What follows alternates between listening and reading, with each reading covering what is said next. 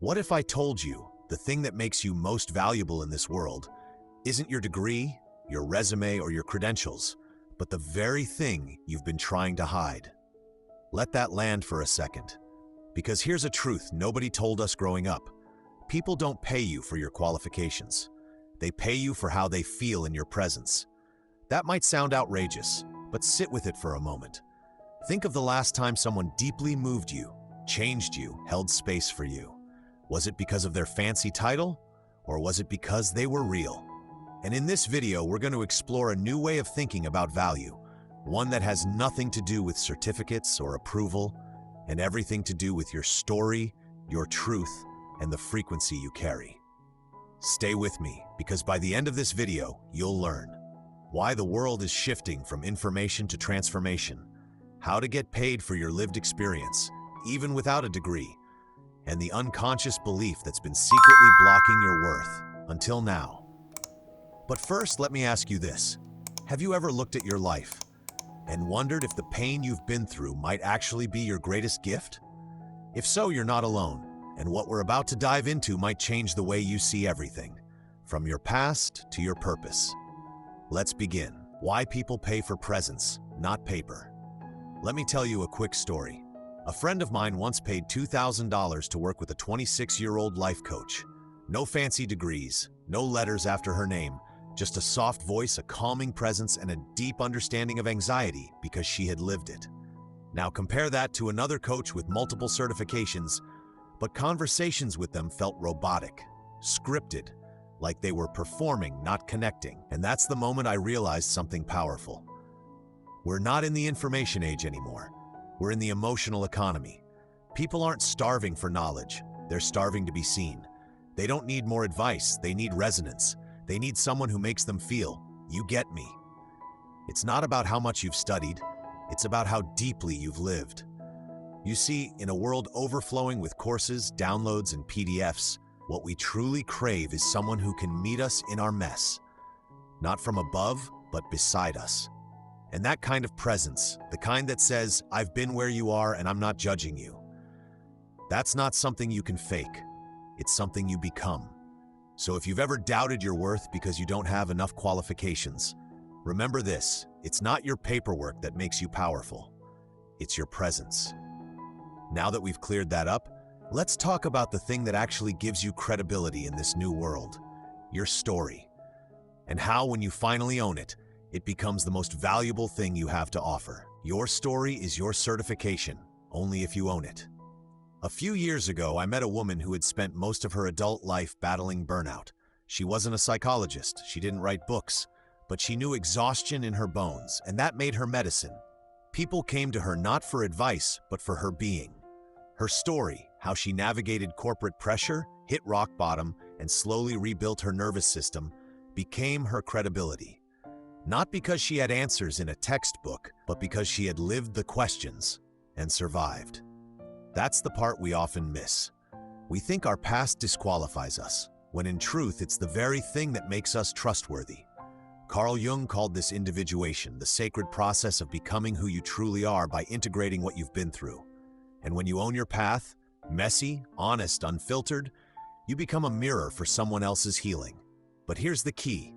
You can't monetize a story you're still ashamed of. If you hide it, edit it, or disown it, it can't serve anyone, including you. So what if instead of asking, am I qualified, you asked, what have I lived through that someone else is still struggling with? Because when you stand in that truth, people don't just trust you, they feel safe with you. And that's what they're paying for. Now let's take this deeper, because inside your lived story is a pattern, an energy, and when you know how to name it, it becomes your greatest magnet. Let's talk about archetypes and how they hold the key to not just who you are, but how you're meant to serve. The 6 archetypes that attract money, and which one are you? If your story is your certification, then your archetype is your business model. Let me explain. Carl Jung believed we each carry ancient patterns of human energy, archetypes that shape how we move through the world. They're not roles we choose, they're energies we embody. And here's the good news. Every archetype can create value. And yes, every archetype can earn. Let's look at a few. The healer holds space. They don't fix, they witness. I know a woman who became a breathwork facilitator after healing from trauma. She's not a therapist, but people pay her just to feel safe again. The rebel breaks the mold. They start movements, not just businesses. One of my clients launched a podcast calling out toxic hustle culture, and it went viral in 6 months. She didn't follow the rules, she rewrote them. The sage brings clarity. Their gift is insight. A man I coach turned his life philosophy into a YouTube channel. Now he gets paid just to share what he sees. There's also the lover, deep empathy, the creator, soulful expression, and the alchemist, spiritual wisdom. Here's the key. Your archetype already knows how to serve when you stop trying to be someone else. So, which one are you? The moment you claim it, you stop chasing strategies and start attracting people who are already looking for what you naturally offer. And yet, even when we know our gifts, many of us still hesitate to charge for them. Why? Because of one hidden root most people never talk about: shame. Let's talk about it. The real reason you're afraid to charge. Let's be honest, for a lot of us, charging for our gifts doesn't feel empowering. It feels uncomfortable, maybe even a little wrong. You might say, who am I to ask for money? I'm not an expert. Or worse, if I really cared, I'd do this for free. Sound familiar? That hesitation doesn't come from logic. It comes from old, buried stories. Stories we inherited from religion, culture, or family. Stories that taught us service should be selfless. Money makes it impure. And asking to be paid means you're greedy. But here's a truth I've learned from coaching dozens of soulful creators. It's not that you don't know your worth. It's that your nervous system was never taught how to receive. I once worked with a woman who gave everything away for free. Readings, support calls, mentorship. She was exhausted. When I asked why she couldn't charge, she cried and said, I don't want people to think I'm just doing it for the money. But here's the shift she made. She realized charging wasn't about taking. It was about allowing people to invest in themselves through her. And when she finally set her first price, someone said, I've been waiting for you to do this. That's the moment it clicked. When we undercharge, we're not being humble, we're being unavailable. Now that we've named the block, let's talk about how to flip the script and turn your lived experience into income without faking a thing. How to turn your lived experience into income without faking anything. So now you might be wondering, okay, I get it. My story matters. My energy is valuable. But how do I actually start getting paid for it? Let's break it down. You don't need a full business plan. You just need to turn your journey into service. Start here. 1. What have you lived through that someone else is still in the middle of? Maybe you've healed from burnout. Maybe you overcame body shame. Maybe you left a job that drained your soul. Whatever it is, that's your bridge. That's what people will pay you to help them cross. 2. How can you package that into something real? Support doesn't have to mean coaching. It can be a workshop, a podcast, an art print, a voice note, a journaling guide. One client of mine turned her heartbreak into a 7-day email series, and it went viral. Why? Because people don't need perfection. They need real. 3. Start messy, but start honest. You don't have to fake confidence. You just have to speak from the place you wish someone had spoken to you when you were struggling. Here's the lesson. You don't need to become someone else. You need to become more of who you already are, on purpose and out loud.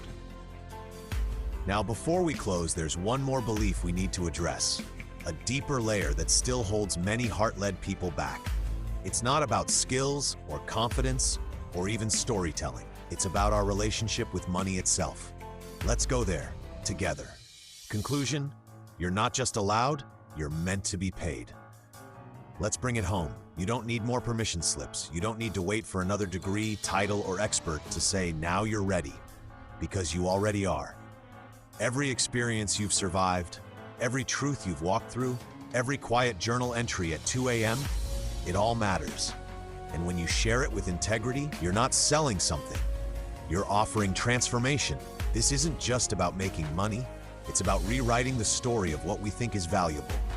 It's about creating a world where presence is currency, where lived wisdom is honored, and where people are paid not for perfection, but for being profoundly unapologetically themselves. So here's what I want you to remember. You are not too much. You are not unqualified. You are not just a creative or just a healer or just a feeler. You are an archetype in motion. You are a mirror. And the world is waiting for you to show up. Not polished, but present. So if this video sparked something inside you, drop this in the comments as your affirmation today. I am ready to be paid for being fully myself. Or write your own. Something that feels true in your body. Something your future self will thank you for claiming. And if you're ready to go even deeper into your story, your truth, your energy, subscribe to Psychology for Real Life. This space is about waking up, stepping in, and building a life that feels like home. Because the world doesn't need more professionals. It needs more people who remember who they are and charge accordingly.